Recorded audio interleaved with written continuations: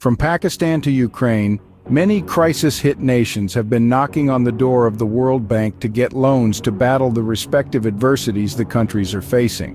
While Ukraine currently has a $10,077,737,094.36 repayment obligation towards the World Bank, Pakistan owes $2,397,292,263.11 to the Ajay Banga-led organization. However, despite these massive loans, neither of the two nations is among the top 10 countries that are serving the biggest amount of loans to the World Bank. So, which are the countries that currently have the highest amount of loan from the World Bank? Let's find out. With a borrower's obligation of more than 2,000 crore dollars currently, India owes the most amount as loan repayment to the World Bank. Here's the list of 10 countries that are serving the biggest loans to be repaid to the World Bank, as per World Bank data. $20,712,853,300. The International Monetary Fund, or IMF, has stated that around 60% of low-income countries are either already in debt distress or at high risk of debt distress. $15,872,819,482. 3. Indonesia, $19,814,170,571. Imagine the potential for economic collapse if wealthier economies don't increase their debt relief efforts. 4. Mexico, $14,995,434,689. 5. China, $15,559,862,065. 6. Turkey, $11,236,467,247.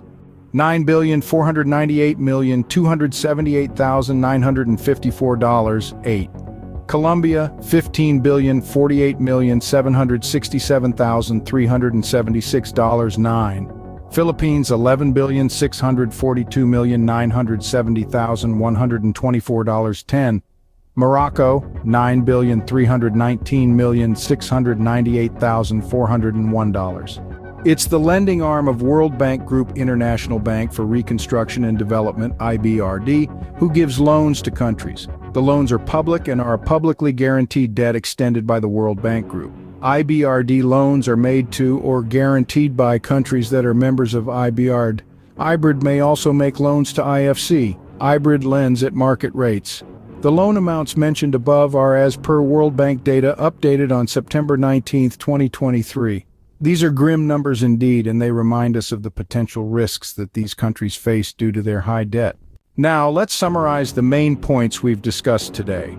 We've learned that around 60% of low-income countries are already in or at high risk of debt distress. We've understood that poorer nations could face economic collapse if wealthier economies don't increase their debt relief efforts. We've also seen that restructuring local sovereign debt burdens will become increasingly important in emerging markets. Lastly, we've acknowledged that 7 of the world's poorest countries are in debt distress, with another 29 countries at high risk. So the next time you think about the global debt crisis, remember these facts. They serve as a reminder that the world of finance and economics is a complex and interconnected one, where the actions of one nation can have far-reaching effects on others.